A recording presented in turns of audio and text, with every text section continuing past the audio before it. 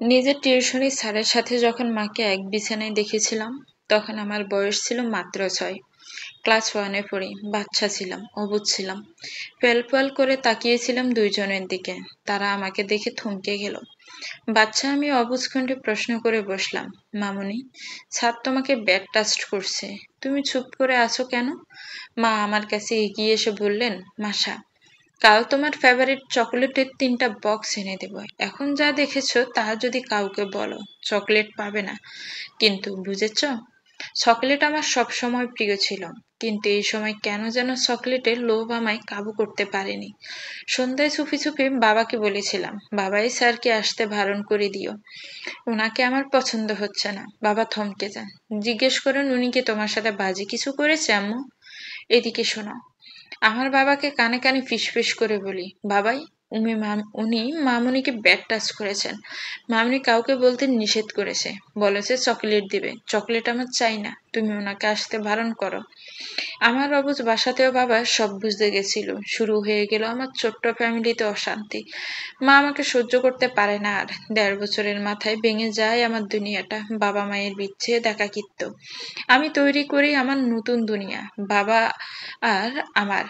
এরপর থেকে আমার স্কুলিং ও জঘন্য কাটে। ক্লাসমেটদের বুলির শিকার হতে থাকি প্রতিনিয়ত। ছোট থেকেই বড় অসামাজিক ছিলাম আমি। কম কথা বলতাম, কোনো জায়গায় কি ভালো লাগে তা সঠিক বুঝতাম না, ভয় পেতাম।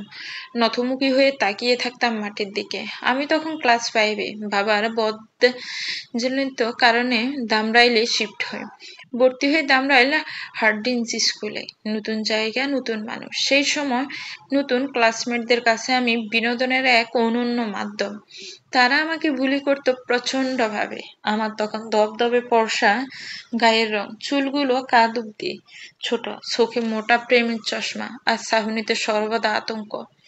ওরা আমাকে নিকনেম দিল অটিস্টিক। আমাকে ক্লাসে ই নামিয়ে ডাকা হতো। ক্যান্টিন থেকে খাবার আনানো, ব্যাগ টানানো, ছাদে দাঁড় করিয়ে রেখে নিচে আমার দিকে তাকিয়ে হাসাহাসি করা, মাঠের মধ্যে ফেলে দিয়ে আমার দিকে তাকিয়ে হাসা, ক্লাসে কারণে অকারণে যে কোনো দোষের দোষী সাব্যস্ত করা, এগুলো আমার দৈনন্দিন রুটিনের মধ্যেই পড়ে গেলাম। ওরা আমাকে বলতো, এই অটিস্টিক একটু মুরগি হয়ে দাঁড়াতো, তোর জন্য সারপ্রাইজ আছে। আমি জানি না কেন সেসব সহ্য করে যেতাম, কিছুই জানি না। শুধু এখন লিখতে গিয়ে কেমন যেন বুক ছিঁড়ে দীর্ঘশ্বাস বেরোচ্ছে। আমার স্কুলিং এর সেই ৬ বছর কাটলো দুর্বিষহ। কৈশোরের মাঝ প্রান্তে কলেজে উঠলাম, চলে গেলাম মিরপুরে। মায়ের সাথে বাবার প্রেমের বিয়ে ছিল। দাদু বাড়ি নানু বাড়ির সাথে সম্পর্ক নষ্ট, বাবা মার সম্পর্ক ছিন্ন হয়ে গেল, বাবার আর বাবার বাড়িতে ফেরা হয় না। শুরু হলো সম্পূর্ণ অন্যরকম এক পরিচ্ছেদ। অতঃপর আমি নুহা মেহনুর, আমাকে আমার নতুন দুনিয়া মোবারক। ডায়েরির প্রথম পৃষ্ঠায় মাসে এইটুকু লিখেছিল, এরপর আর লিখিনি। সময় পাইনি। রোজ সকালে উঠে রান্না করা, বাবার সাথে বের হয়ে কলেজে যাওয়া, কলেজ থেকে ফিরে গোসল, খাবার গরম করে খাওয়া, এরপর কোচিং এ যাও, কোচিং থেকে ফিরতে ফিরতে সন্ধ্যা, বাবার ফেরা, দুইজনে মিলে রাতের খাবার রান্না করে একসাথে খাওয়া, এরপর রাত জেগে পড়া, তারপর ঘুম। মেহনুর রুটিন এটা। আরেকটা নির্মম সত্য হলো, তার কোনো বন্ধু নেই। এই কথাটা মাসা শুনলে মুখ ফুলিয়ে শ্বাস ফেলে বলতো, নেই, মিথ্যেবাদী, আমার বাবা আছে, ফিলিস্টের গানগুলো আছে, একটা আকাশ আছে, বারান্দার বেলি ফুলটা আছে, ওরা আমার সবচেয়ে কাছের বন্ধু। সপ্তদেশে মাসা রাহিন কথা শুনলো, হয়তো তার স্কুলের তথাকথিত বন্ধুরা বলে বসতো, শালি অটিস্টিকের বাচ্চা। ঠোঁট গোল করে শ্বাস ফেললো মাসা। সে দুনিয়াদারি না বোঝা অত্যন্ত নমনীয় এক মেয়ে। সে জানে না জীবন মানেই অ্যাডভেঞ্চার। যদি কাহিনী সরল পথে চলতে থাকে, সামনে এক ভয়াবহ ডে অপেক্ষা করছে। সেই সন্ধ্যায় রফিক সাহেব হঠাৎ অসুস্থ হয়ে পড়ে, হসপিটালে অ্যাডমিট করা হয়। কোচিং এর বাইরে অপেক্ষায় বসে থাকা মাসা একাধিক কল করেও মুস্তফা সাহেবকে পেল না। হাত কাঁপতে লাগলো তার। সাহনির বিক্ষিপ্ত ঠোঁট তীর তীর করে, ভয় ও নিঃশ্বাসের অস্থিতিশীলতা বারবার বলছে একা না বেরোতে, অর্থাৎ সে কোনোভাবেই একা যাবে না। কোচিং এর গেটের দারোয়ান জিজ্ঞেস করলেন, আপনারে নিতে আসবো কেউ? আচমকা কথায় আঁতকে উঠল মাসা। লাল চোখ দুটো বড় বড়, ঠোঁট উল্টে কান্না ঘিলে বলল, হ্যাঁ, আপনি কল করেন আম্মা। ছিলাম, ধরে না তো? মাসার অস্পষ্ট শব্দের মাঝে অবিরত কল ধরতে থাকা ফোনটা ভাইব্রেট করে উঠল। কল রিসিভ করছে। কম্পনরত হাতে ফোন কানে তুলে হ্যালো বলতেই ওপাশ থেকে এক লোক বললেন, আপনি রফিক সাহেবের মেয়ে? জি। আপনার বাবা তো একটু অসুস্থ হয়ে পড়েছে, ওনাকে হসপিটালাইজড করা হয়েছে, আপনি আসুন। মাসের ঠোঁট ভাঙা কান্না আটকে যায় এই কথা শুনে। সে কোনো মতো হসপিটালের নাম শুনে বেরিয়ে পড়ল রিক্সাওয়ানে। ওহো, বাঘের ভয় যেখানে সেখানেই তো রাত পোহায়, তাই না? প্রতিমধ্যে এলাকার দুটো বখাটে পথ রোধ করে দাঁড়ালো। বরাবরই বাবার কনিষ্ঠ আঙ্গুল ধরে এক জীবন পার করে পেলাম, মাসার কাছে এসব নতুন। সে বুঝলো না সামনে কি হতে যাচ্ছে, শুধু কান্না ভেজা গলায় বলল, ভাইয়া আমাকে একটা রিক্সা এনে দেবেন? দুটো লোক একে অপরের মুখ ছাওয়াছাই করে বিচ্ছিরিভাবে হেসে দিল। হাসতে হাসতে তাকালো মাসার দিকে। বেশি চিকনা করে ছেলেটা বলল, ওহ, ওই হয় চুমকি, আজ একলা যে? বাবা অসুস্থ? এমন দ্বারার জবাব আরো এক দফা হেসে উঠে বলল, চলো আজ সঙ্গী হই তোমার। টনক নড়ল মাসার। প্রবল ধাক্কায় মূর্ছা যাওয়ার ফলে এতক্ষণে যা হচ্ছিল তা সঠিক ঠাউর করতে পারেনি সে। এখন বুঝতে পারল সে অত্যন্ত বাজেভাবে ফেসে গেছে। সে দোয়া দুরুদ পড়তে পড়তে ব্যাগ থেকে ফিফার স্প্রে বের করতে নিল। তার মধ্যে দুটো ছেলে অনেক কাছে এগিয়ে এসেছে। ভাগ্য সহায় হবে কি? হয়তো না। নিরাপত্তার জন্য সেই ফিফার স্প্রে লাইভ শব্দ নতুন ব্যাগে ঢোকানোই হয়নি। মাসা চোখ দুটো বন্ধ করে ফেললো। আজকে সম্ভবত সে মরে যাবে। বাবাকে আর দেখা হবে না, পৃথিবীকে আর দেখবে না সে। প্রতিদিন নতুন নতুন রেসিপি আর বানানো হবে না। গতকাল যে এত এত বই অর্ডার দিয়েছিল, এগুলো তো না পড়েই মরতে হবে। মাসা প্যাত প্যাত করে কেঁদে দিল। মেয়েটার কান্নার আওয়াজও প্রতিপক্ষের পৈশাচিক হাসির সাথে কিছুটা দূর থেকে আচমকা একটা হুইসেল পরপর গম্ভীরতায় গলায় ভেসে এলো। হেই বয়েজ, গেম হয় সমানে সমানে, 2 versus 2, wait, I am in. কথিত আছে অবহেলিত ও নির্যাতিত রাজকন্যাকে বাঁচাতে গোড়ায় চড়ে রাজপুত্তর আসে। মাসা ফেল ফেল করে তাকিয়ে রইল লোকটার দিকে। হেই বয়েজ। অতিরিক্ত রকমের এই শান্ত পরিবেশে ভীষণ রকমের দৃঢ় আওয়াজটায় কিঞ্চিত ঠাট্টা আর কৌতুক মিলে এক অদ্ভুত কিছু তৈরি করলো যেন। মাসা হা হয়ে রইল। তার অবাক চোখের মাঝে হাতড়াহাতড়ি হয়ে গেল দুটো ছেলের সাথে এই লোকটার। কি পারফেক্টলি ছেলে দুটোকে জব্দ করে ফেললো কৌশলে। বেশ ফিকমি একটা আবহ। বখাটেগুলো শেষমেশ আর না পেরে দৌড়ে প্রস্থান ঘটালো। অরিত্র ধীর পায়ে এগিয়ে এলো মাসার সামনে। শার্টে সিবলেস ঠিক করতে করতে বলল, নাম? বিহম্বল ফেলা ফেলফেল করে তাকিয়ে রইল। বিরক্ত চাহনিতে তাকালো অরিত্র। জিভ তালুর সন্ধিবিন্দু স উচ্চারণ অন্যদিকে চোখ ঘুরালো। ব্যস্ত ভঙ্গিতে মাসা বলল, মাসনুহা মেহনুর। অবাক হওয়ার ভান করে অরিত্র বলল, সিরিয়াসলি? আমি ভেবেছি আপনার নাম বলদি আক্তার ছাগল। অপমানের অবোধ করল না মাসা। সে এককালে এসবে অভ্যস্ত। আপাতত দুশ্চিন্তায় কেবল এটুকু বলল, আমার বাবা হসপিটালে অ্যাডমিট, কোনো রিক্সা পাচ্ছি না, আমাকে কিছু একটা ব্যবস্থা করে দিবেন প্লিজ। অরিত্র কিছুটা দূরে রাখা নিজের কালো রঙের গাড়িটার দিকে এগোতে এগোতে বলল, এতো আসুন। গাড়িতে বসে মাসা আর কোনো কথা বলল না। সে ভেতরে থেকেই একজন ইন্ট্রোভার্ট মানুষ। আজকের জন্য যথেষ্ট পরিমাণে শব্দ সে ব্যবহার করে ফেলেছে। এখন আর কথা খুঁজে পাচ্ছে না। ড্রাইভ করতে থাকা ভদ্রলোক এক দফা তার দিকে তাকিয়ে অবশ্য, তবে বিশেষ পাত্তা দিল না। পানির বোতলটা এগিয়ে দিল অন্য হাতে। সম্মুখে তাকিয়ে বলল, গিলে নিন। না, আপনি কিছু মেশান? ভ্রু কুঁচকালো অরিত্র। ওহ রিয়েলি সেনো রিটা, ওই দুইটা ভাইয়ের কাছে হেল্প চাওয়ার বেলায় আপনার এগুলো মনে হয়নি? এমন সুন্দর ডাক দিয়ে অপমান কেউ করেনি। থতমত মুখে মাসা পানির বোতলের মুখ খুলতে খুলতে বলল, আমি বুঝতে পারিনি। হসপিটালের সামনে এসে অরিত্র গাড়ি থামালো। মাসা এক মুহূর্ত দেরি করলো না। গাড়ি থেকে বের হয়ে দরজাও বন্ধ করলো না, দৌড়ে হসপিটালের ভেতর প্রবেশ করলো। অরিত্র এক দৃষ্টিতে তাকিয়ে থেকে দেখতে পেল মাসা কিভাবে ইউটার্নে ফিরে এসে মুখোমুখি হলো এবং অধৈর্য গলায় বলল, অসংখ্য ধন্যবাদ ভাইয়া, আপনার নামটা জানা হলো না। শান্ত কণ্ঠে অরিত্র জানালো, আমি ওবায়দুল কাদের। মুখে পর্যাপ্ত ক্লান্তির সাথে স্মিত হাসি এনে নুরা মেহনুর বলল, thank you so much Obaidul Kader ভাইয়া, আপনি না থাকলে আমার যে কি হতো। রকিব সাহেব হসপিটালের বেডে শুয়ে দেখতে পেলেন একটা মেয়ে তড়িঘড়ি করে অধৈর্য ভঙ্গিতে কেবিনের ভেতরে প্রবেশ করছে। মেয়েটার পরনে আসমানিয়া সাদা মিশেলের থ্রি পিস, কাঁধ অব্দি ছোট, চুলগুলো খোলা, চোখ মুখ লাল হয়ে আছে। সে খুব দ্রুত সামনে এসে দাঁড়িয়েছে। রকিব সাহেব চিন্তাতীত হয়ে বললেন, একা আসতে খুব সমস্যা হয়েছে না মা? না আব্বু, তুমি কেমন আছো? শান্ত কণ্ঠে এটুকু বলে থামল মাসা।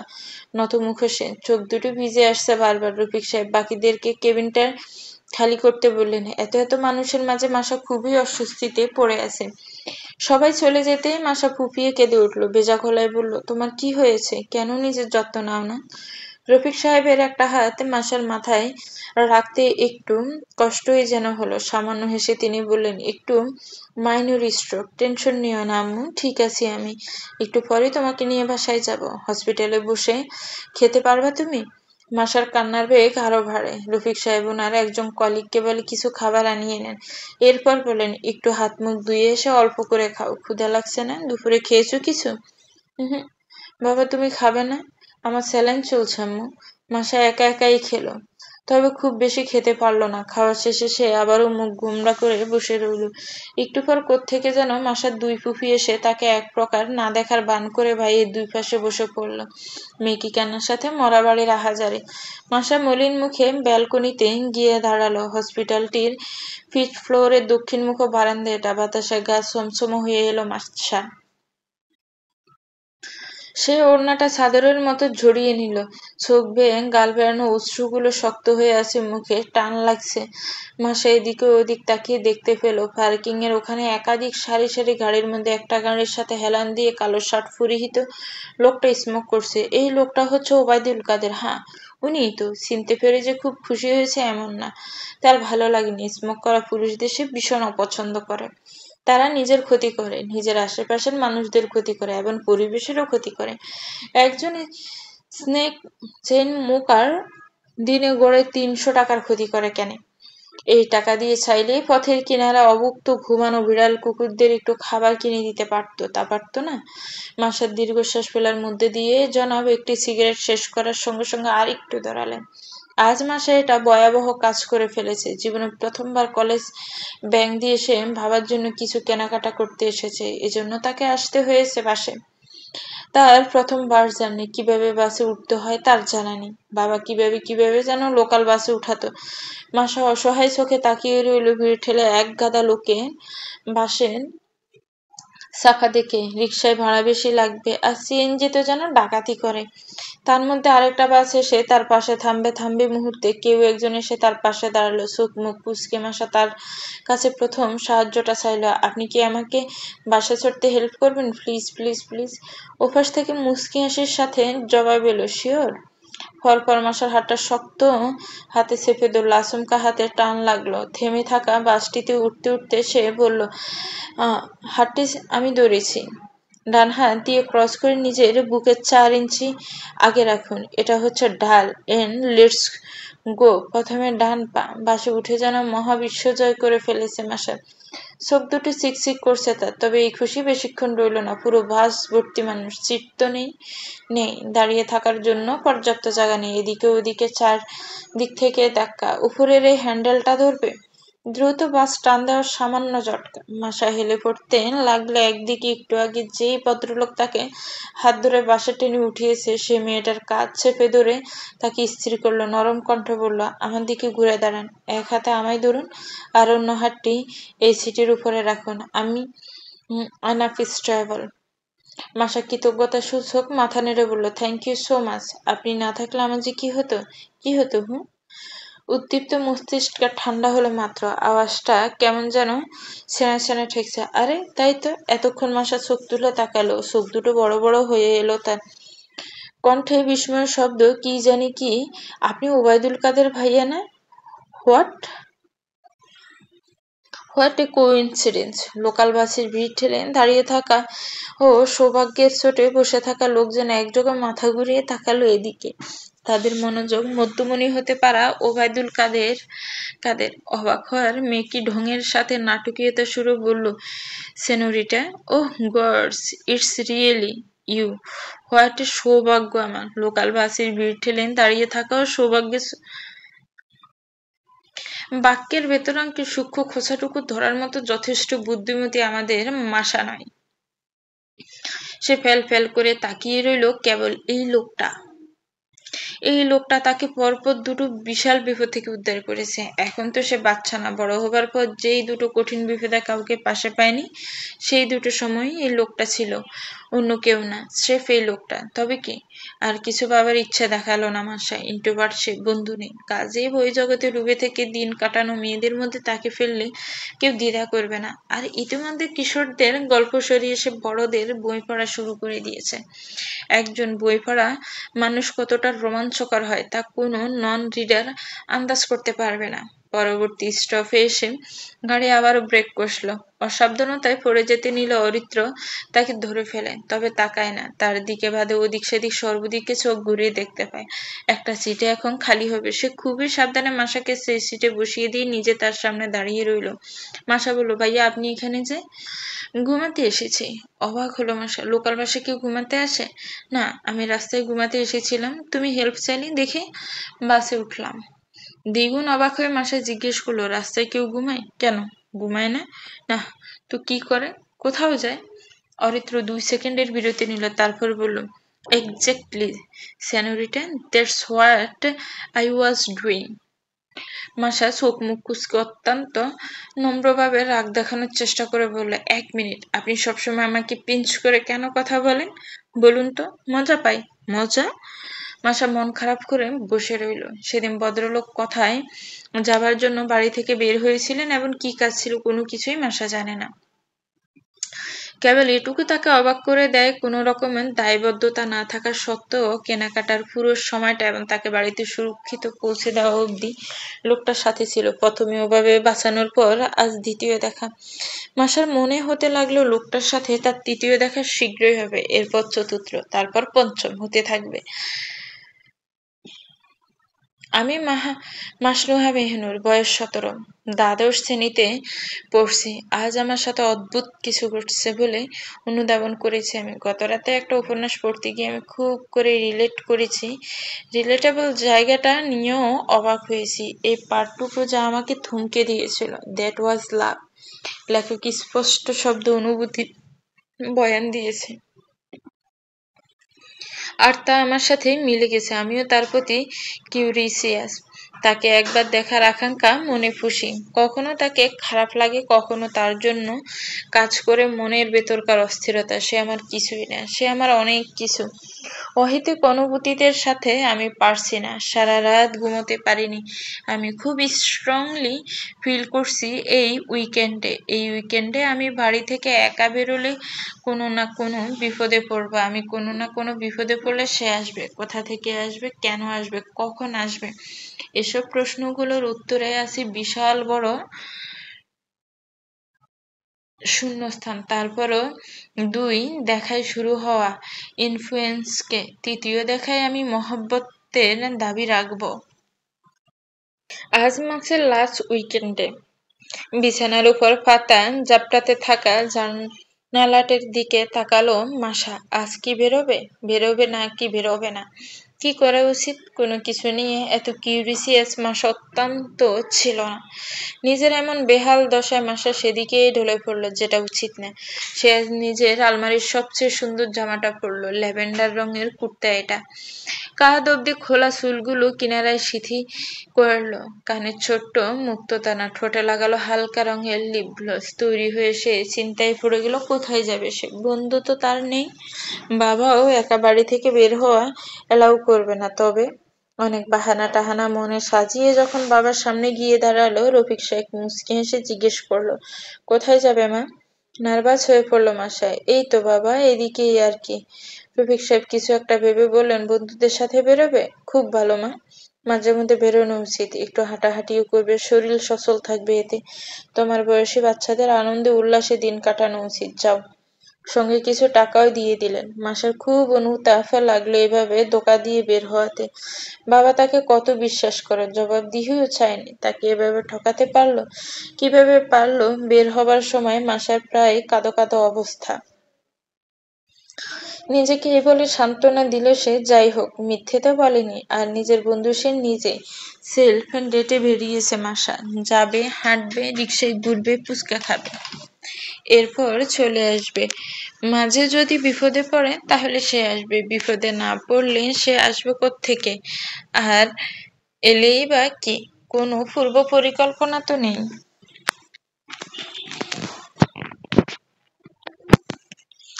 মাসা বাড়ি থেকে বের হয়ে দিশেহারা হয়ে পড়ল। এখন কোথায় যাবে?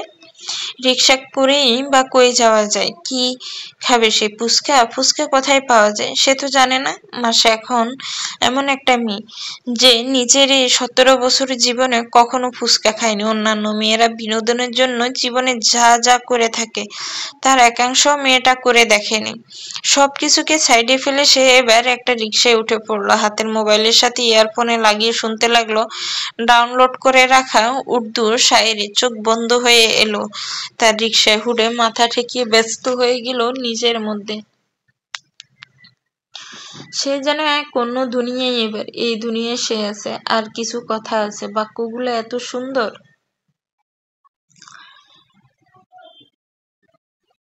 বাক্যগুলো তাকে খুব টানছে, তাকে বিলীন করার ইচ্ছে দেখাচ্ছে। তারপর আচমকা ডান দিক হতে ধাক্কা। মস্তিষ্কের ভেতরকার সবকিছু সম্ভবত বাঁ দিকে হেলে পড়েছে। পায়ে হাতে মাথায় আঘাতটা তীব্র। চোখ খুলতে গিয়ে আবার বন্ধ করে ফেলল সে। কিছুটা সময় যেন আশেপাশে সবকিছু শো শো শব্দ করে যাচ্ছিল। মনে হচ্ছিল সে অবস্থান করছে জীবন ও মৃত্যুর মধ্যাহ্নে। হয়তো এরপরই সব থেমে যাবে। মাসা সেদিনের মতো আবারও দুঃখ অনুভব করলো ভীষণ। আবারও মনে হতে লাগলো নিজের ভাবাকে, রুমটাকে, হাত পড়া সেই উপন্যাসের বইটিকে। এত কিছু ফেলে রেখে সে কিভাবে মরে যেতে পারে? 30 সেকেন্ডের মধ্যে দুনিয়াদারি সকল চিন্তা সে করে নিল। তারপরই টের পেল চারপাশে চেঁচামেচি। কেউ একজন আগলে ধরে রেখেছে তাকে। কেউ একজন তাকে ও রিকশাটিকে উল্টে যাওয়া থেকে আটকাতে মরিয়া। আশেপাশের মানুষ এসে প্রায় হেলে পড়া রিকশাটিকে সোজা করতে সাহায্য করলো। মাসা চোখ খুলল তখন। সে তখনও রিকশার সিটে বসে, কানে ইয়ারফোন। শায়েরির পরিবর্তন তখন বাজছে গান। চারপাশে সবাই আতঙ্কিত, মেয়েটা ঠিক আছে কিনা এই নিয়ে শঙ্কিত বেশ। এমন কঠিন পরিস্থিতিতে মাসা আচমকা হেসে উঠল। সে রিকশায় বসে থাকলেও তার একটি হাতে ফোন এবং অন্য একটি হাতে এখনো লোকটার কাঁধের শার্টটি খামছে তারা। তার হাসি ভদ্রলোকের কপাল কুঁচকানোর কারণ। সেই সাথে এটা বলারও, তুমি কি স্টুপিড? আশা সেসবের পরোয়া করলো নাকি? না তো। ব্যথা, জড়তা, লজ্জা, অস্বস্তি কিংবা কপাল বেয়ে গড়িয়ে পড়া রক্ত, হাত পায়ে ছিলে যাওয়া চামড়ার জ্বলুনি, যা কিছুই হোক না কেন সব একপাশে ফেলে দিয়ে বলে ফেলল দুনিয়ার সবচেয়ে কঠিন 3টা শব্দ, আই লাভ ইউ। সেদিন ছিল শ্রাবণ মাসের 4 তারিখ।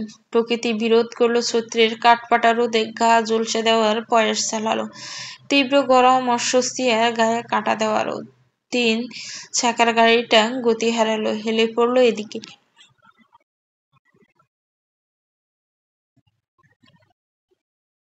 সেদিন শেষ যাত্রায় আমি বেঁচে গেছিলাম। আমার অনুমান সঠিক হয়। সে আসে। এই নিয়ে 3 বার আমি টের পাই সে আসবে। আগামী সকল বিপদ ও প্রয়োজন কিংবা আমার নিঃসঙ্গ দুঃখে সে আসবে বারবার।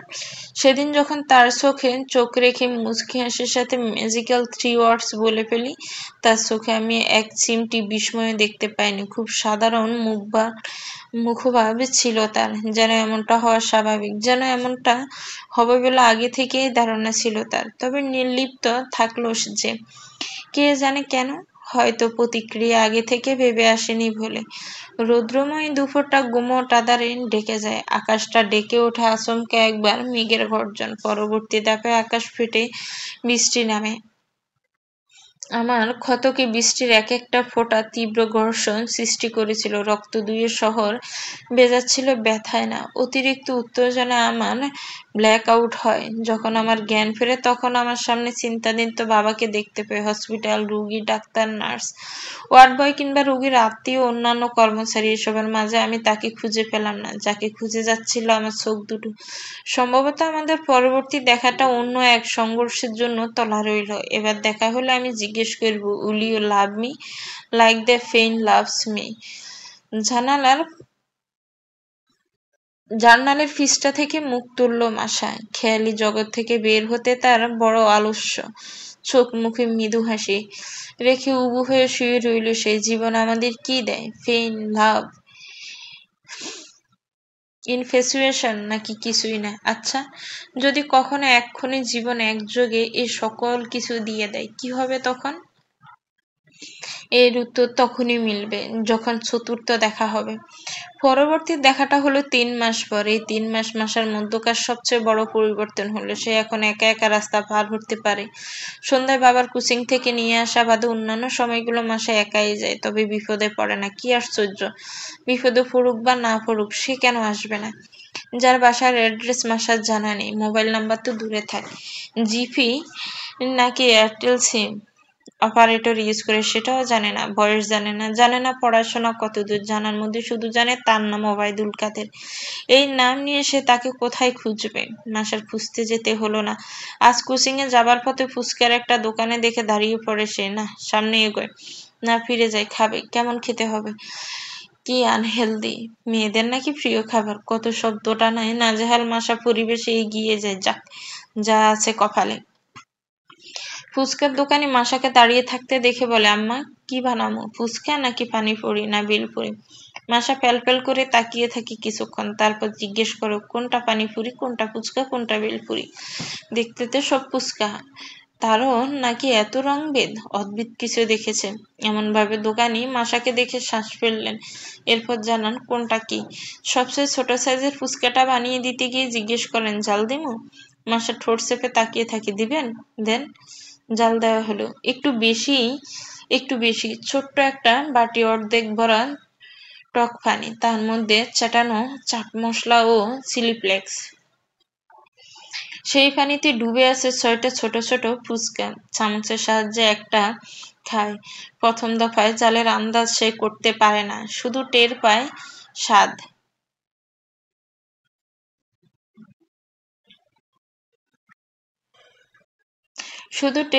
স্বাদটা অদ্ভুত রকমের মজা, টক জালের মিশ্রণে কুড়মুড়ে কিছু। তারপর আরেকটা। 4 নাম্বারটা খাওয়ার সময় জাল তালুতে ঠেকে কাশতে কাশতে শ্বাস আটকে আসে মাসার। সেই সময় মাসা কষ্ট পাচ্ছিল প্রচুর, তবে কষ্টের চেয়ে বেশি স্বস্তি পাচ্ছিল, কেননা সে টের পাচ্ছে তার কিচ্ছু হবে না, বরঞ্চ 3 মাস ধরে যাকে খুঁজছিল সে আসবে। পানি খেয়ে একটু স্থির হলো মাসা, বুকে হাত রেখে নতমুখী হয়ে শ্বাস ফেলছিল। সেভাবেই হেসে ফেলল, চোখ কুচিয়ে তাকালি স্মিত হাসির সাথে বলল, আজকেও গায়েব হয়ে যাবেন? অপুর নিজ মাথা নাড়ল অরিত্র। গায়েব কেন? তুমি বাঘ, আমি হরিণ? হাসির রেশ বাড়ল মাসার। আপনি মায়া হরিণ, কেমন যেন চোখের নিমিষেই হারিয়ে যান। মাসা থামে, পরপর বলে ওঠে, ওসব ছাড়ুন, আমার আপনার জন্য একটা প্রশ্ন আছে। ঠিক প্রশ্ন না, এটা একটা কথা আছে, একটা প্রস্তাবও বলা যায়। আপনি যা মনে করে খুশি মানতে পারেন। আমি একটু পরে বলবো, আপনি কিছু বলুন এর আগে। অরিত্র কথা হারায়, এই মেয়েটা তো 2 দিন আগেও ইন্ট্রোভার্ট ছিল, এমন ছাগলের মতো ম্যাঁ ম্যাঁ করা কবে শিখলো? অসহায় চোখে তাকিয়ে রইল অরিত্র, 2 খণ্ড শ্বাস ফেলে বলল, তুমি কি জানো তুমি পাল্টে গেছো? না তো, আমি একই আছি। কতটা পাল্টেছো তুমি? আমি দৌড়িয়ে দেই? আচ্ছা, টেনে টেনে বলল মাসা। হাঁটতে শুরু করলো তারা। কোচিং এর পথে না গিয়ে অন্য রাস্তায় ধরলো।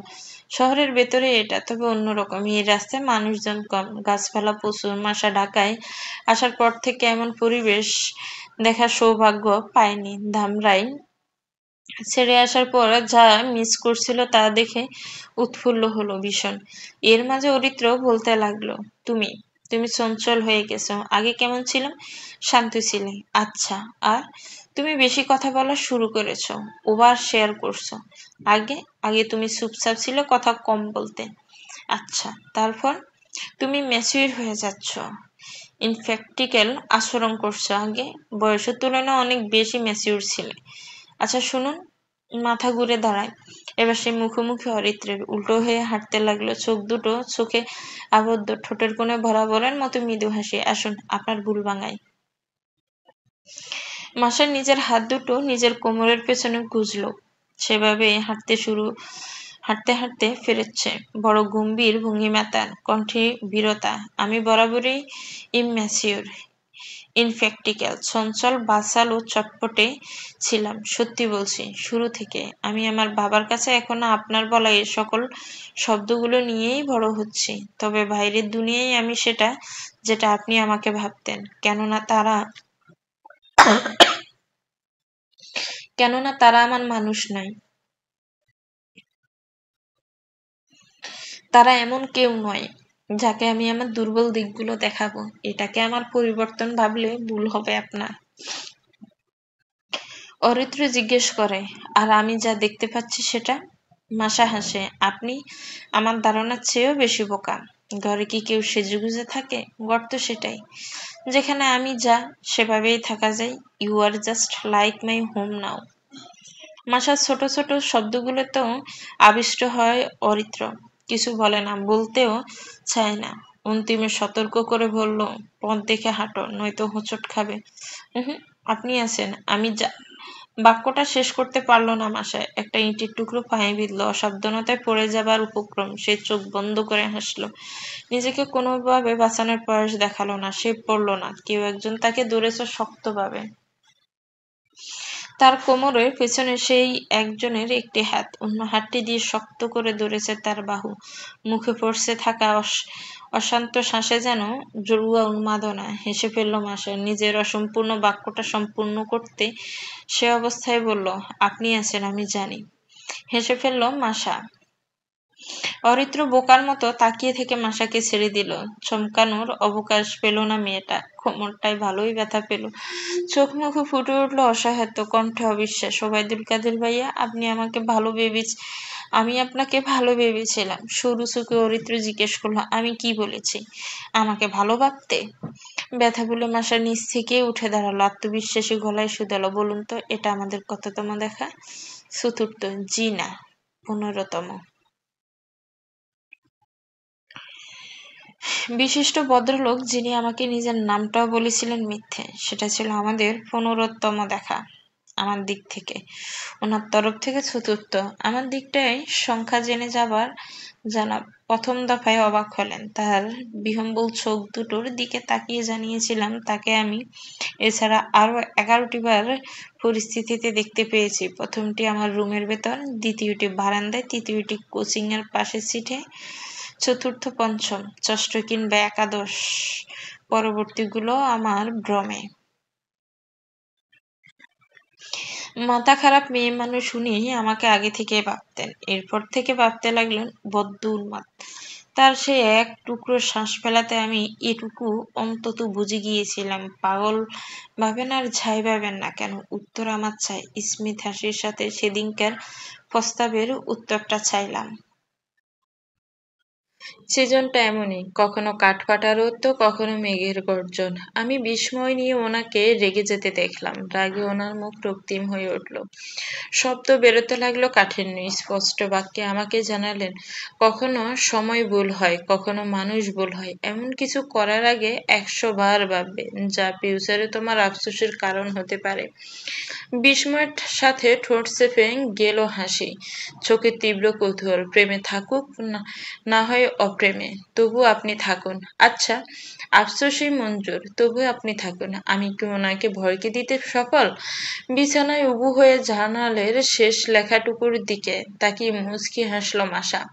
প্রায় হারিয়ে গেছিল কোথাও একটা সেই খেয়ালি জগতে তার সাথে অরিত্রের আবারও দেখা হলো। এটা কততম দেখা মাসা হিসেব ভুলে গেছে বলে মন খারাপই লাগলো। ওদিকে রফিক সাহেবের ডাকে আর এসবে পড়ে থাকার অবসর তার পাওয়া গেল না। হাঁপ ছাড়ল মাসা। জার্নালটা বন্ধ করে উঠে চলে এলো বাবার কাছে। তিনি গম্ভীর মুখে বসে আছেন লিভিং রুমে, হাতে সংবাদপত্র। মাসাকে দেখে তিনি একবার তাকালেন, তারপর সংবাদপত্র ভাঁজ করে হাঁটুর উপর হাত রেখে বললেন, তুমি কোচিং এ যাচ্ছ না কেন ইদানিং? ওখান থেকে কল এসেছে আজ। মাসায় ইতি উতি করে বলল, বাবা এমনি। তুমি কোথায় যাচ্ছ? এই প্রশ্নের উত্তর দিতে হিমশিম খেয়ে গেল মাসা। সে আসলে কোথায় যাচ্ছে সে কি জানে?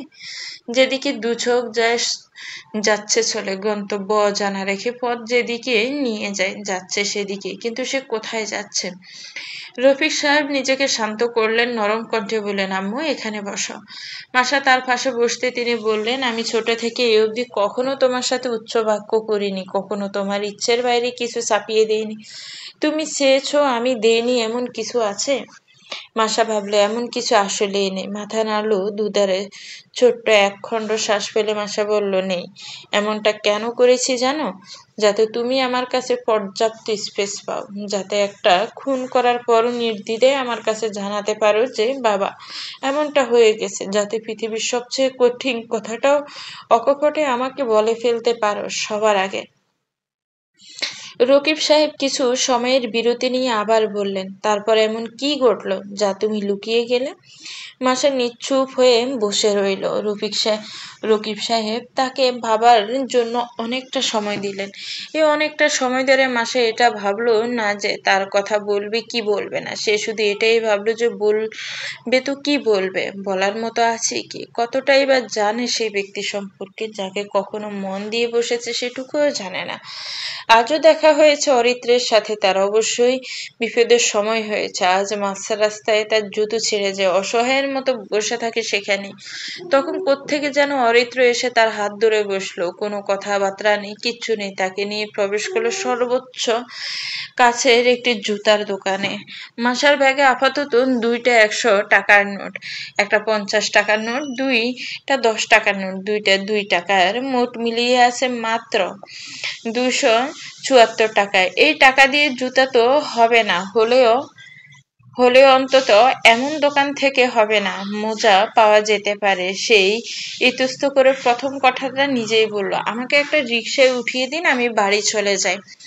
চোখ রাঙিয়ে তাকালো অরিত্র, তারপর এক মেয়ে স্টাফকে ডেকে বলল, ওনাকে কিছু জুতা দেখান। মাসা আর কিছু বলল না। বেশ কিছু কালেকশন ট্রাই করার পর একটি কালো রঙের স্টিলেটো হিলে চোখ আটকে যায়, সেটাই নিল সে। কিছুক্ষণ পর বিল পে করে অরিত্র তাকে না নিয়েই বেরিয়ে গেল। এক প্রকার দৌড়েই তার পিছে পিছে এলো মাসা। তার বড় বড় কদমের সাথে তাল মেলাতে বেগ পোহাতে হচ্ছে বেশ। এক হাতের ব্যাগের ভিতরে ছিঁড়ে যাওয়া জুতাটাও নিয়ে এসেছে। মাসা বলতে লাগলো, দেখুন আমি টাকা ফেরত দিয়ে দেবো কিন্তু। থেমে গেল অরিত্র, পিছনে না তাকিয়ে হেসে ফেললো, মাথা নেড়ে বলল, ইন্টারেস্ট ওকে সেনোরাটি। থতমতে খেয়ে গেল মাসা, গাল ফুলিয়ে বলল, হারাম ব্রো।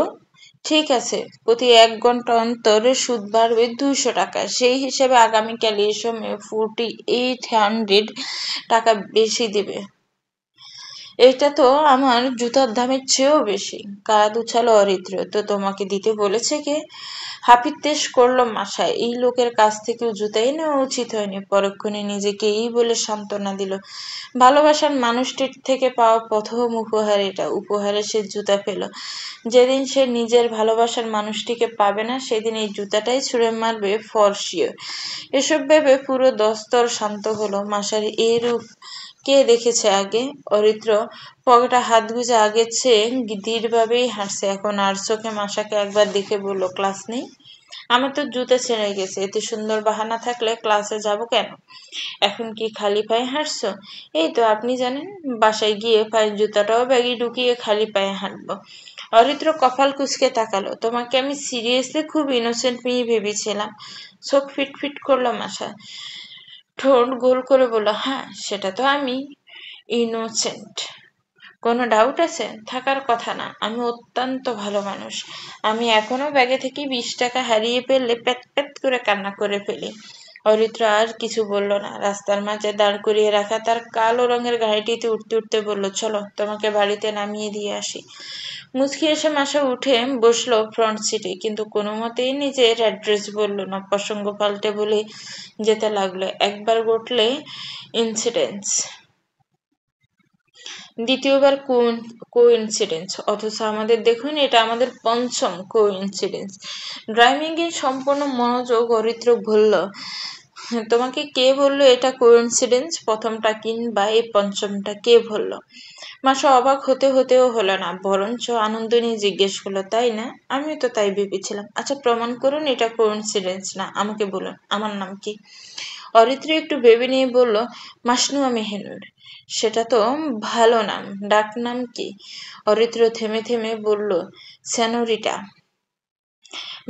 মাসা শ্বাস ফেললো। সবকিছু কোইন্সিডেন্স। এই লোকটা তার ব্যাপারে কিচ্ছু জানে না, কিচ্ছু না। সে আগেই একদিন বাসার সামনে পৌঁছে দিয়েছিল, তাই এখন এভাবে ঘুরিয়ে যাওয়াটাও তার নাটক ছাড়া কিছু না। অথিষ্ঠ মাসা একসময় জিজ্ঞেস করলো, আপনার বাসা কই? বাসায়। থাকেন কোথায়? মাটির উপরে। জিলাপি কোথাকার। মাসার প্রশ্ন করাই ভুল হয়েছে। মাসা গাল ফুলিয়ে অন্যদিকে তাকালো। অরিত্র আর চোখে সেটা দেখে না হেসে পারল না। তারপর যখন তারা বাড়ির সামনের রাস্তায় পৌঁছালো তখন নেমে যাওয়া সন্ধ্যা। এলাকার ইলেকট্রিসিটির সমস্যা হয়েছে বোধহয়, সবখানে সব আলো নেবানো।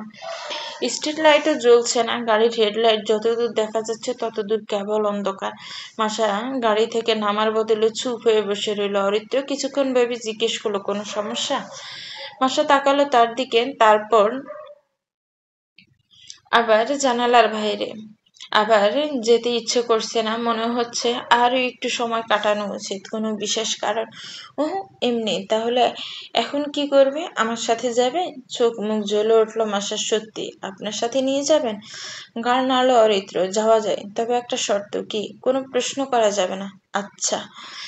এ আর এমন কঠিন কি? চুপ থাকা চেয়ে শান্তি এর কিছু আছে নাকি? মাসা ঠোঁট চেপে হাসতে লাগলো। অরিত্র ঘাড়ি ঘোরালো। সে জানে মাসা প্রশ্ন না করে থাকতে পারবে না। এই যে তাকে বলা হয়েছে প্রশ্ন করা যাবে না, এতে করে সে যদি আগে 20টা প্রশ্ন করতে, এখন করবে 22টা। মাসার সর্বপ্রথম প্রশ্নটাই ছিল, আচ্ছা আমি কোনো প্রশ্ন করব না, কিন্তু কোথায় যাচ্ছি? এক কাউন্ট করতে গিয়ে এক খণ্ড শ্বাস ফেলল অরিত্র। ক্লান্ত গলায় জবাব দিল, সপ্তম আকাশে। ঠোঁট গোল করে ও বলে মাসার সঙ্গে সঙ্গে বলল, আচ্ছা আর কোনো প্রশ্ন করব না, কিন্তু সপ্তম আকাশে কিভাবে যাব? 2। অরিত্র জবাবে বলল, উড়ে উড়ে। মাসা পূর্বের ভঙ্গিমায় পের বলল, আচ্ছা আপনার গাড়ি উঠতেও পারে? 3। অরিত্র হেসে ফেলল নিঃশব্দে। তারপর একাধারে একটা একটা করে প্রশ্ন শুরু হলো মাসার। সেই প্রশ্নগুলো থামলো তখন যখন গাড়ি ব্রেক কষলো একটা 8ম তলা বাড়ির সামনে। আচমকা ব্রেক কষায় থমকে গেল মাসা। সুবিশাল সেই বাড়িটা, যা পুরোটা আভিজাত্যপূর্ণ, তার দিকে অনিমেষে তাকিয়ে রইল উইন্ডো দিয়ে। মেয়েটার পিঠ এখন অরিত্রের চোখের সামনে। অরিত্র তার দিকে সামান্য ঝুঁকলো, ডান কাঁধে সামান্য দূরত্ব রেখে মাসার ডান হাতটা ধরলো। কেঁপে উঠলো সেই হাতের তর্জনী দিয়ে 8ম তলা বরাবর তাক করলো। আঙ্গুলের দিক অনুসারে দৃষ্টি স্থির করলো মাসা। অরিত্র শান্ত স্বরে বলল, ওই অ্যাপার্টমেন্টে আমি থাকি। যদি কখনো আমাকে খুঁজে না পাও, এখানে চলে আসবে। তারপর অরিত্র সরে গেল, বের হয়ে গেল গাড়িটা থেকে। তার আগে অবশ্য একবার বলে গেল, তোমাকে বাড়িতে পৌঁছে আমার অফিসে যেতে হবে। একটা জরুরি ফাইল আছে আমার স্টাডি রুমে, আমি নিয়ে আসি। তুমি চাইলে এখানে থাকতেও পারো, চাইলে আসতেও পারো। তারপর আর পিছে না তাকিয়ে সোজা ভেতরে। লিফটে বাটন প্রেস করে লিফটের দরজা বন্ধ করতে যাবে, তার আগেই কোচিং ব্যাগ কাঁধে হিল পরা মেয়েটা দৌড়ে দৌড়ে ভেতরে চলে এলো। সে হাঁপাচ্ছে অথচ হাসছেও। তার হাসি দেখে অরিত্র আর কিছু বলল না, তবে বলতে ইচ্ছে করলো না। বোকা সেনরিটা। বসুন্ধরা 7th ফ্লোরের একটা লাক্সারিয়াস অ্যাপার্টমেন্টের হল রুমে বসে হা হয়ে আছে মাসা। না, এত আভিজাত্য দেখে সে অবাক হয়নি। অবাক হয়েছে এটা দেখে যে 2 সিটের একটা সোফা, একটা টেবিল আর একটা সেলফ ছাড়া এত বিশাল একটা রুম পুরোটাই খালি। আশ্চর্য। সে বসে থাকতে পারল না, উঠে দাঁড়ালো আর এদিকে ওদিকে চোখ যায় যেতে লাগলো। সবার আগে চলে এলো ডাইনিং এ। ছোট্ট একটা কিচেনের সাথে লাগোয়া, এখানে কোনো টেবিল নেই। ক্যাবিনেটের সাথে লাগোয়া একটা এক্সট্রা স্পেস আর একটা চেয়ার। পুরো কিচেন ঘুরে খাবার মতো ফেলে শুধু কফি, কিছু মগ, একটা গ্লাস, একটা জগ আর 2টো চামচ। ওহ ওয়াও। হাঁটতে হাঁটতে মাসা দেখতে পেলে বেডরুমেও চলে গেল। এখানে এসে আর অবাক হলো না মাসা। বেড আর ক্লথ ক্যাবিনেট বাদে আর কিছুই নেই। মাসা এবার স্টাডি রুমের দরজার সামনে এসে দাঁড়ালো। যাক, এই রুমটা অন্তত একটু ভরা। চেয়ার, ডেস্ক আর 3 দেয়াল ভর্তি বই। হাঁপ ছাড়লো মাসা। যা খুঁজতে এসেছিল তা খুঁজে পেতে অরিত্র মাথা তুলে তাকালো। মাসাকে তখন ঠিক তার সামনে দাঁড়িয়ে থাকতে দেখে জিজ্ঞেস করলো, কিছু খাবে? Coffee or something else? হাপিত্যেশের সুরে মাসা জিজ্ঞেস করলো, সামথিং এলসে কি কি অপশন আছে? ওহ, মেয়েটা তাহলে দেখে ফেলেছে। হেসে ফেলল অরিত্র। ফানি আছে। সেনোরিটা খাবে? মাসা চোখ সরু করে তাকিয়ে থাকলো কিছুক্ষণ, আর তারপর জিজ্ঞেস করলো, ঘরে কিচ্ছু নেই? আপনি কি এখানে আসলেই থাকেন? বের হতে হতে অরিত্র পিছিয়ে ফিরে তাকালো। আমি রাতের মিল স্কিপ করি, আর সকালে কপি, লাঞ্চ অফিসেই করি, বাকি সময় খিদে পেলে অনলাইন অর্ডারে আনিয়ে নেই, তারা মিডনাইটেও অ্যাভেলেবেল। মাসা আর কিছু বলল না এখন। অরিত্রী পিছে পিছে লিফটের পর আবার গাড়ি উঠে বসলো দুইজনে। গাড়ি স্টার্ট করা হলো। ড্রাইভ করতে থাকা অরিত্রের দিকে অনিমেষ তাকিয়ে রইল মাসা। টের পেতে অরিত্র জিজ্ঞেস করল, কোনো সমস্যা?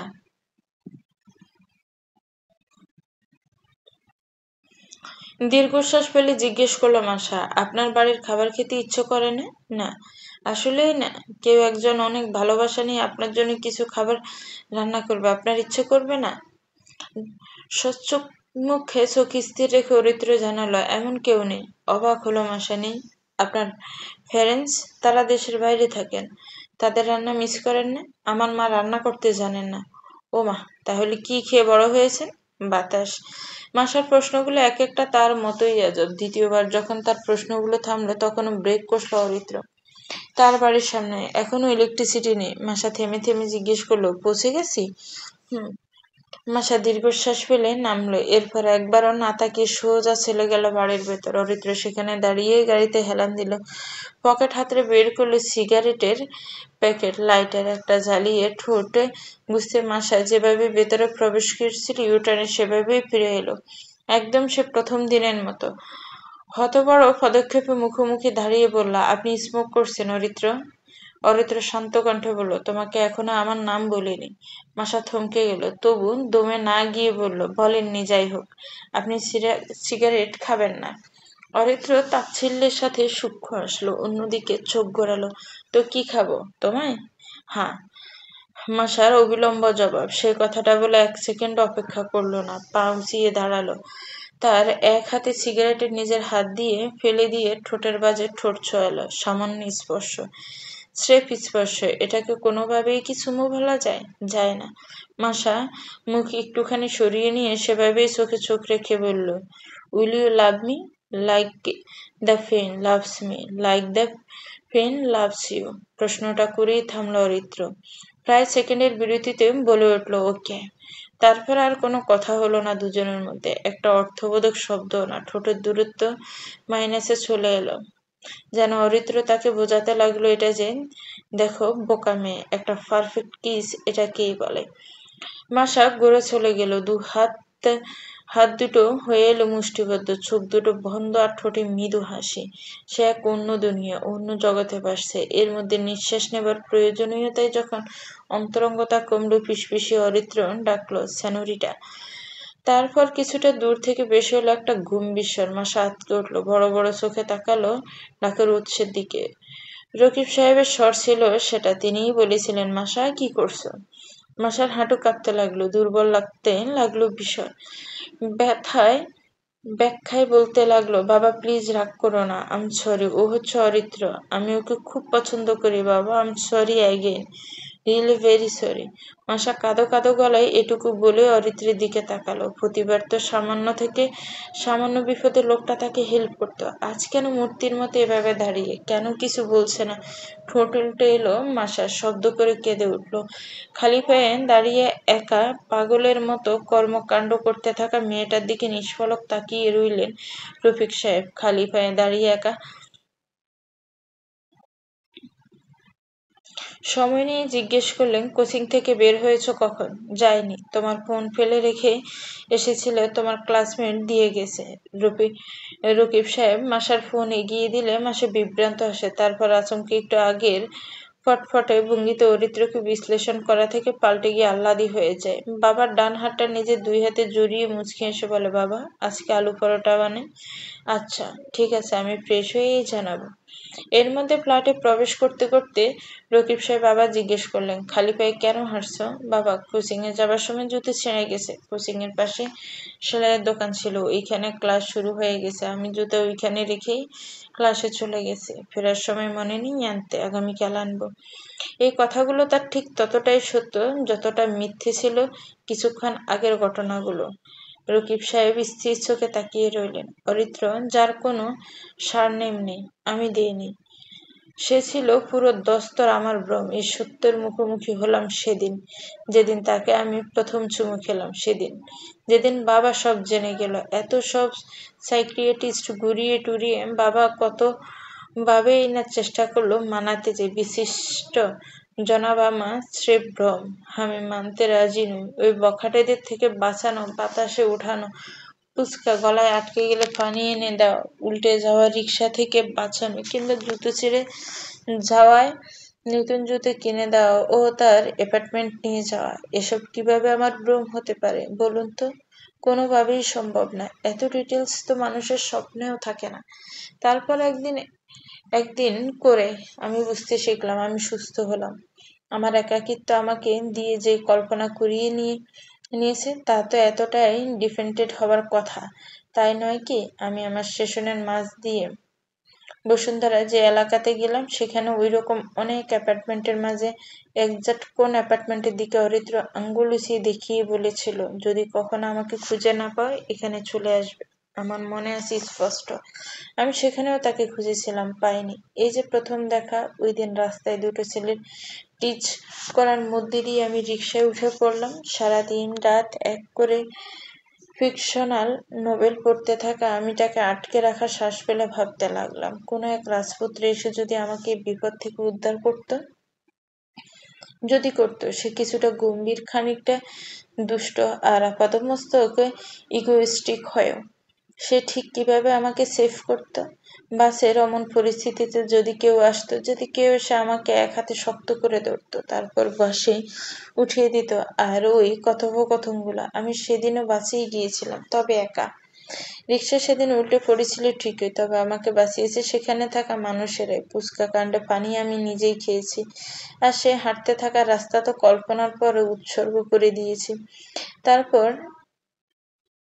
ছিঁড়ে যাওয়া জুতো মুচির দোকানে গিয়ে ক্লাসে গিয়ে অমনোযোগী বসেছিলাম। সেই কালো গাড়িটা, কালো শার্টের প্রথম দুটো বোতাম খুলে রাখা মানুষটা, যার হাতে কালো বোয়াজ পরশা বুক, চোখ দুটোই ছিল কিছু একটা, আর শেষ মেশকার চুমুটা ছিল আমার ফিরতি রাস্তার ভ্রম, my first kiss with someone who does not even exist.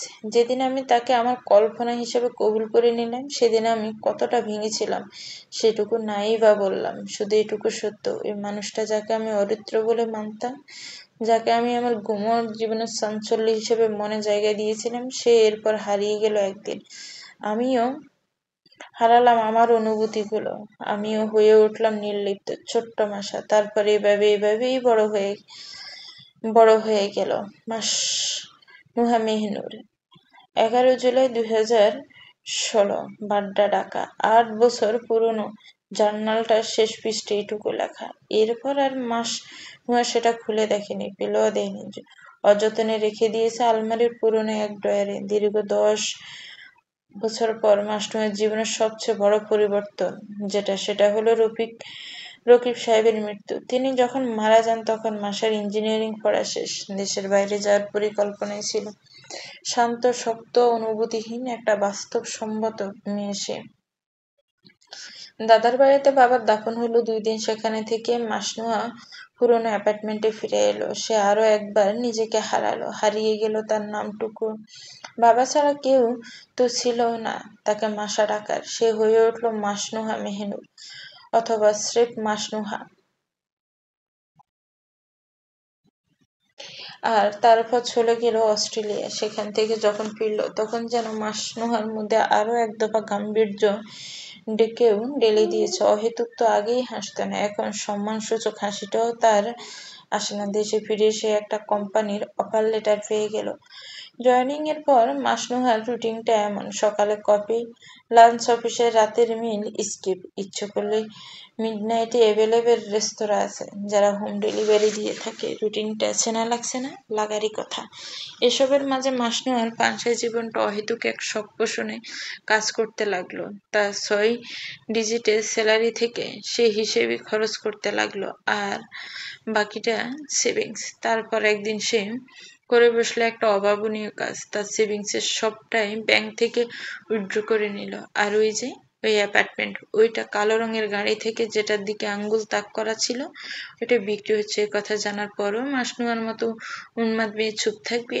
নিজের এই অবধি জমানো সব টাকা ডাউন পেমেন্ট সে কিনে নিল অ্যাপার্টমেন্টে। আর যে বলেছিল সে বাস্তব সম্পন্ন জ্ঞান হয়ে গেছে, সে এইখানে ভীষণ ভুল। মেয়েটা এখন আগের চেয়েও বেশি পাগলামি করে, তবে তার পাগলামিগুলো অনেক শান্ত, অনেক নির্লিপ্ত। অফিসের নিচে দাঁড়িয়ে মাসনুয়া বৃষ্টি থামার অপেক্ষায় ছিল। ছাতা নিয়ে আসেনি আজ। বা হাতে ঘড়ির সময় দেখে সে আবার সম্মুখে তাকালো। হঠাৎ তার এক কলিগ ডাক দিল, এক্সকিউজ মি মাসনুহা। মাসনুয়া পিছনে ঘুরে বলল, জি, আমি আতিফ, নিয়ে জয়েন করেছি। আপনার সাথে পরিচয় হওয়া হয়নি। আপনি কি আমাদের সাথে ডিনারে জয়েন করবেন? না, বলবেন না। বৃষ্টি থেমে গেছে। মাসনুয়া সরু চোখে কিছুক্ষণ তাকিয়ে রইল। আতিফ যখনই তার নীরবতাকে সম্মতির লক্ষণ ধরে নিয়ে স্বস্তির শ্বাস ফেলতে যাচ্ছিল, মাসনুহা তার আপাতমস্তক চোখ বুলিয়ে ছোট্ট দুটো শব্দ বলে উঠল, not interested, root to date.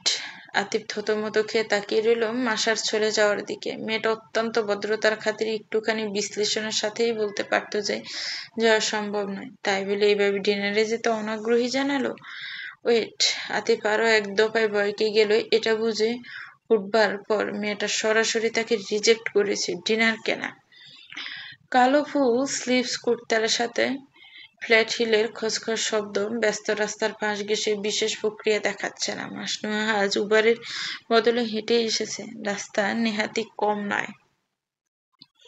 হাঁটতে হাঁটতে আচমকা আবারও ঝুম বৃষ্টি নামে। এই বৃষ্টি মাসনুয়ার যাত্রা সেকেন্ড দুয়েকের জন্য থামিয়ে দেয় অবশ্য, তবে অন্যত্র ছাউনিতে নিতে পারে না একদমই।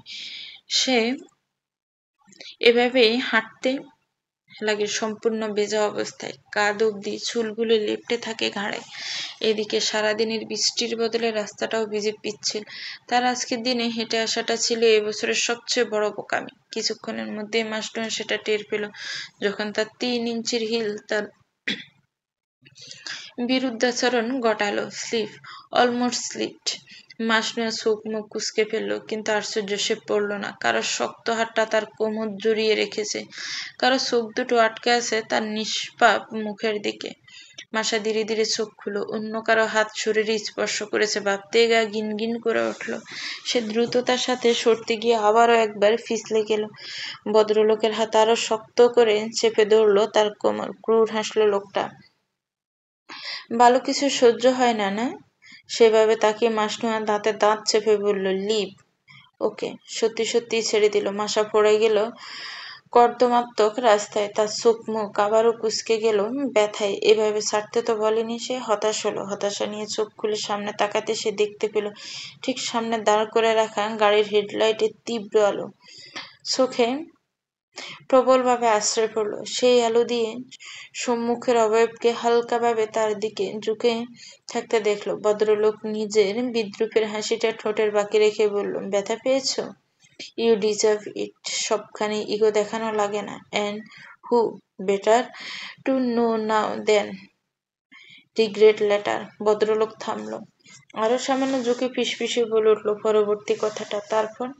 তারপর বয়স 27-এর মাসনুয়া মেহিনুরকে কর্দমাক্ত অবস্থায় সেখানে ফেলেই উঠে পড়ল নিজের কালো রঙের সেই স্পোর্টস কারটিতে। রাগে দুঃখে কথা হারিয়ে ফেলেছিল মাসনুহা। কাঁপছিল থরথর করে। তার শেষ বাক্যটা মাসনুয়াকে জমিয়ে ফেলল এক নিমিষে। সে তাকিয়ে রইল বড় বড় চোখে। এটা কোনো মতে তার ভ্রম নয়, আর না তো এই দৃশ্য। সম্মুখের ভদ্রলোকটা নিজের ঘাড়ি নিয়ে ধীরে ধীরে অদৃশ্য হয়ে যেতে লাগলো। তবু কানে বাজতে থাকলো তার কিছুক্ষণ আগে বলা কথা, এটাই লাভ, সেনোরিটা। এখানে ঘোড়ায় চড়ে রাজপুত্র আসে না, রাক্ষস আসে। Like me. হয়তো নতুন কোনো সংঘর্ষ। Who knows. সমাপ্ত। তো ভিউয়ার্স, এই গল্পটা আপনাদের কাছে কেমন লেগেছে একটু কমেন্টস করে জানাবেন। গল্পটা ভালো লাগলে একটু লাইক করবেন, গল্পটাকে শেয়ার করবেন, আর আমার চ্যানেলটাকে প্লিজ সাবস্ক্রাইব করবেন। যারা অলরেডি সাবস্ক্রাইব করে রেখেছেন তাদেরকে অনেক অনেক ধন্যবাদ। ভালো থাকবেন, সুস্থ থাকবেন, আমার চ্যানেলের সাথেই থাকবেন। আল্লাহ হাফেজ। আসসালামু আলাইকুম।